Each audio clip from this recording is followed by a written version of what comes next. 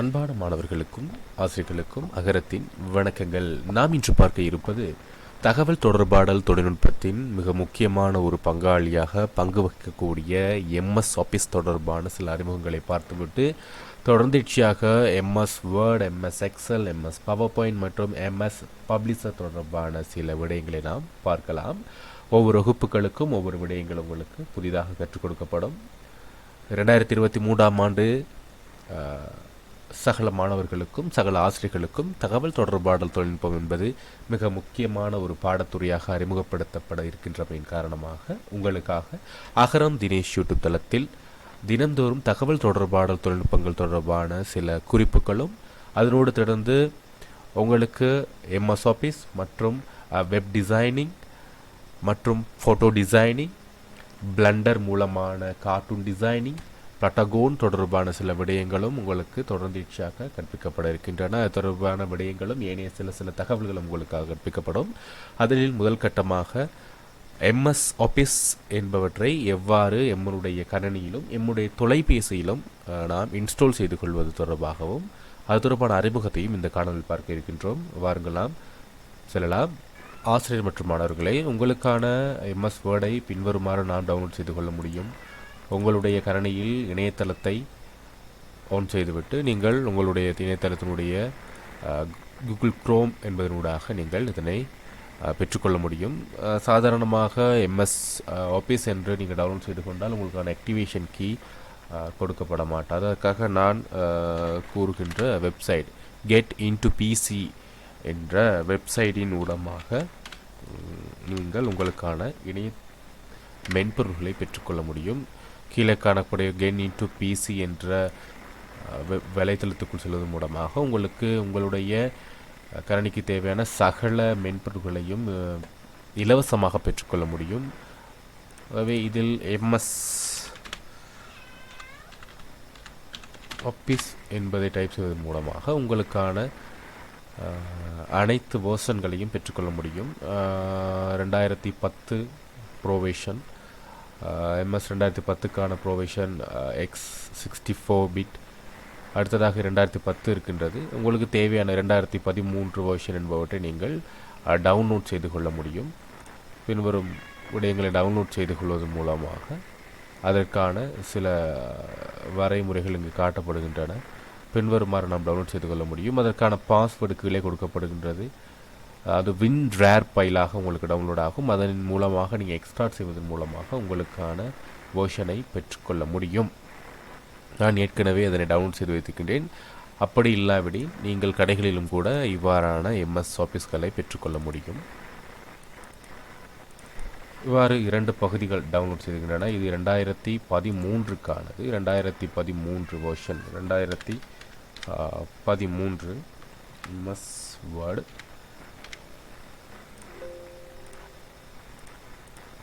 மற்றும் இது 2010க்கான MS word. நாம் இப்பொழுது 2013 எம்எஸ் வேர்டு என்பவற்றை இன்ஸ்டால் செய்து பார்க்கலாம்.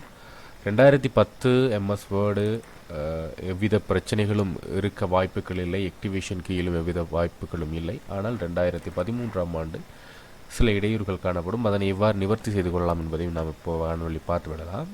இதில் காணப்படக்கூடிய செட்டப் என்ற ஃபைலை ரைட் கிளிக் செய்து ரன் ஆஸ் அட்மினிஸ்ட்ரேஷன் என்பவற்றை கொடுங்கள். அதன் மூலமாக எஸ் என்ற பட்டனை கிளிக் செய்து கொள்ளுங்கள்.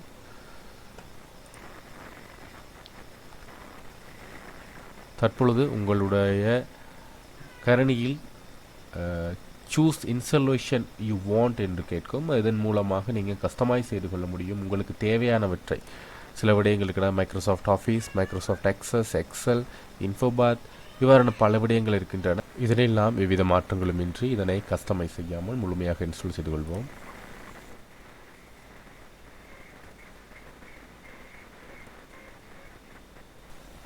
இறுதியாக உங்களுக்கு இவ்வாறு க்ளோஸ் செய்து கொள்ளுங்கள்.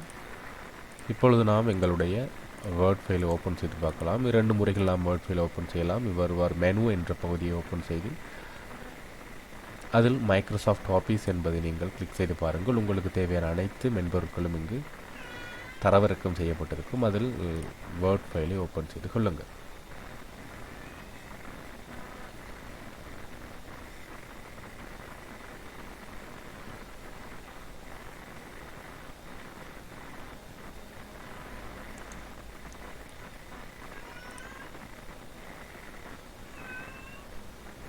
இவ்வாறு எங்களுடைய எம்எஸ் வேர்டு என்ற இந்த மென்பொருளை நாம் வெற்றிகரமாக இன்ஸ்டால் செய்துவிட்டோம்.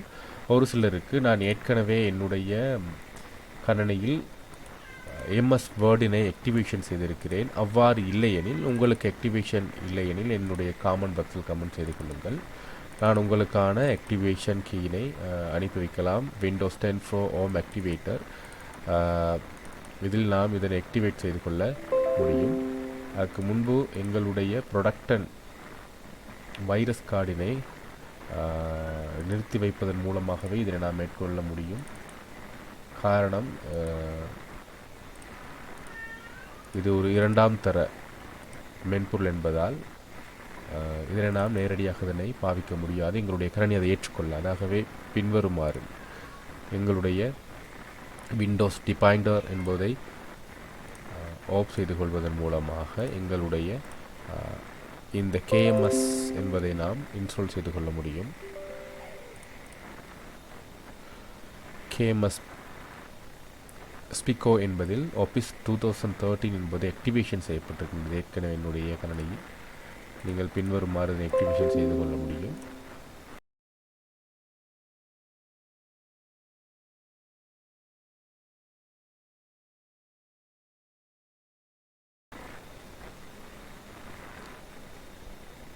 நாம் இப்போ ஒரு சாஃப்ட்வேர் வந்து எப்படி அன்ஸ்டால் பண்ணுறதுங்கிறத பார்த்துக்குருவோம். ஏன்னா நம்மக்கிட்ட வந்து ஒரு வேர்ட் ஃபைல் இருக்குது, 2003க்குள்ளதாக இருக்கலாம், 2007க்குள்ளதாக இருக்கலாம், அப்படி இல்லைன்னு சொன்னால் 2010க்குள்ளதாக இருக்கலாம். இப்படி வேர்ஷன்ஸ் இருக்குது. அப்போ மைக்ரோசாஃப்ட் வேர்டு இல்லாட்டி மைக்ரோசாஃப்ட் ஆஃபீஸில் உள்ள சில பேக்கேஜுகளை வந்து அப்கிரேட்டட் பண்ணியிருக்காங்க. 2003, 2007, 2010, அதுக்கப்புறம் 2013, 2016, 2019 அப்படின்ட்டு அப்கிரேட் பண்ணிக்கிட்டே வந்துக்கிட்டு இருக்காங்க. நமக்கு நியூ வெர்ஷனை வந்து எப்படியுமே பணம் செலவிட்டு வாங்கக்கூடியதாக இருக்கும். அதனால் நாம் இருக்க வேர்ஷன்ஸை எப்படி ஃப்ரீயாக பயன்படுத்தி கொள்ளலாம் அப்படிங்கிறத தான் பார்க்க போகிறோம். எப்படி அதை ஆக்டிவேட் பண்ணி கொள்ளலாம் என்று பார்க்குறதுக்கு முன்னாடி நாம் இதை எப்படி அன்ஸ்டால் பண்ணலான்னு பார்க்கலாம். ஏற்கனவே இருக்க ஒரு வெர்ஷனை நாம் வந்து நம்மளோட கம்ப்யூட்டரில் வந்து கண்ட்ரோல் பேனல் அப்படிங்கிறது ஒன்று இருக்கும். அதை கிளிக் பண்ணி நம்மளுடைய ப்ரோக்ராமில் அன்ஸ்டால் ப்ரோக்ராம் கொடுத்துட்டு அதுக்கு கீழே பார்த்தீங்கன்னு சொன்னால் மைக்ரோசாஃப்ட் ஆஃபீஸ் பர்சனல் ப்ளஸ் 2013 அப்படிங்கிறது இருக்குது. நான் உங்களுக்கு மீண்டும் இதை எப்படி நம்ம அன்ஸ்டால் பண்ணலாம் அப்படிங்கிறத நம்ம பார்க்கலாம். ரைட் கிளிக் பண்ணி அன்ஸ்டாலுங்கிற ப்ரோக்ராம் கொடுத்தீங்கன்னு சொன்னால் உங்களுக்கு ஆட்டோமேட்டிக்காக இது அன்ஸ்டால் ஆகும்.